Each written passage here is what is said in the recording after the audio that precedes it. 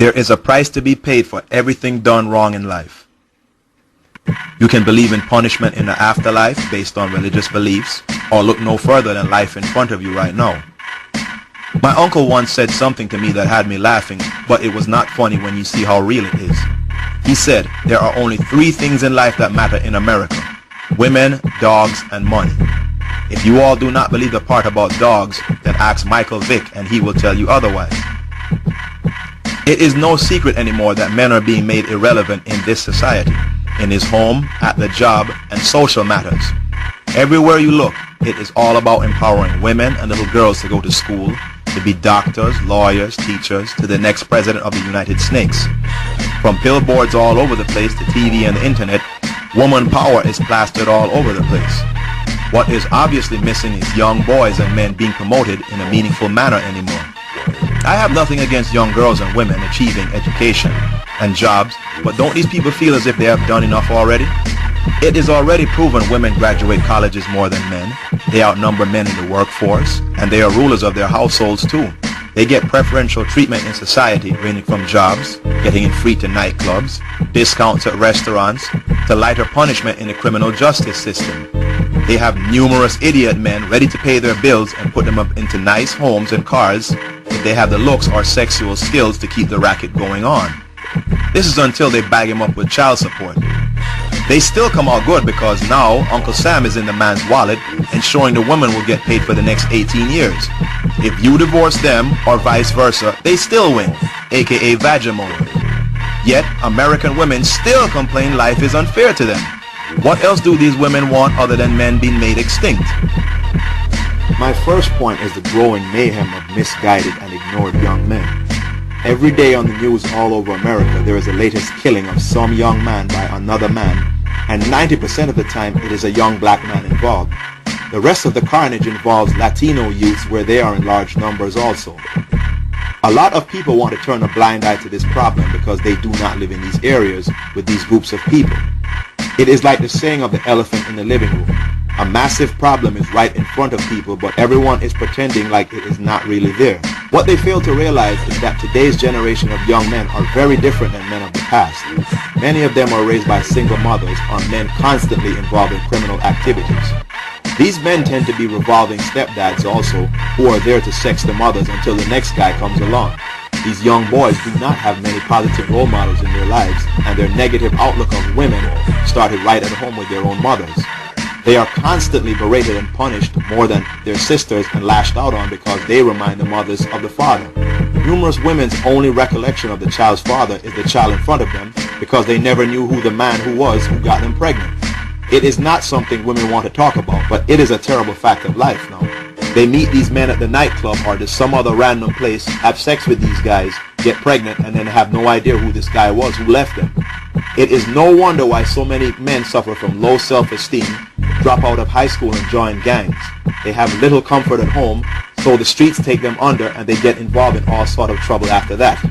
The annoying part to me is how the black woman to the President of the United States is always yapping about black fathers needing to be in the house.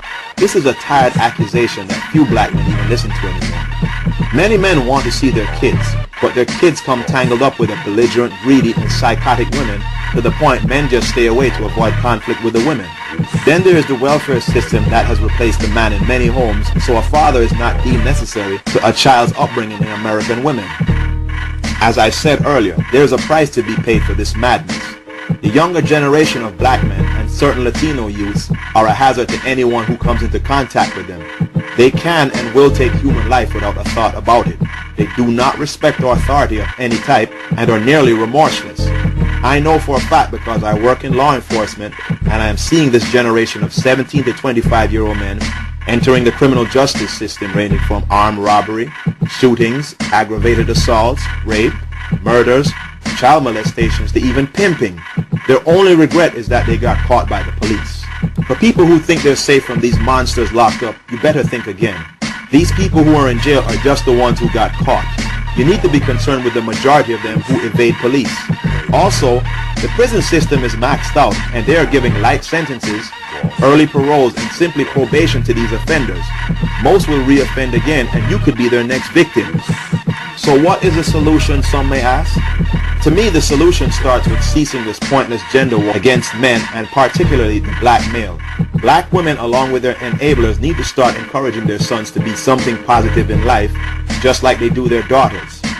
Encourage black men to finish high school and preferably go to technical schools where a valuable trade can be learned. Skills ranging from automotive and motorcycle mechanics to heating and air conditioning. I recommend these skills the most because they are always needed and can easily lead to self-employment. Notice I did not mention college first.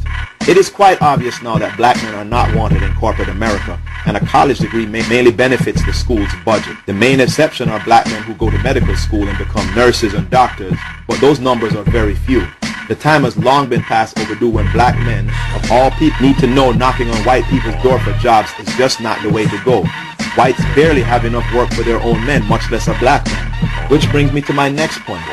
Black women, more than any other race of woman, wants the reward of other people's hard work, but not the efforts involved in it. You hear them all the time yapping about not finding good black men with money, not finding an educated man, which leads to money, to now wanting white men more than any other race of non-black men, which again is about money. They fail to understand that white women prep their sons for success by encouragement in school and social matters. White women also prepare young white men for their daughters, not you, black woman.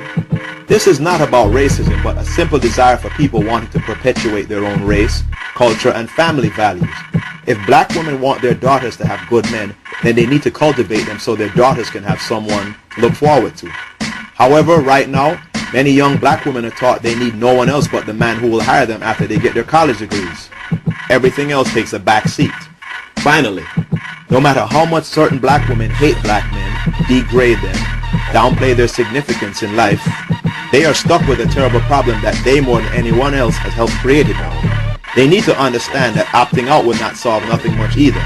No matter who they breed with, their sons will be considered black in America. They will never escape their responsibilities no matter what they do.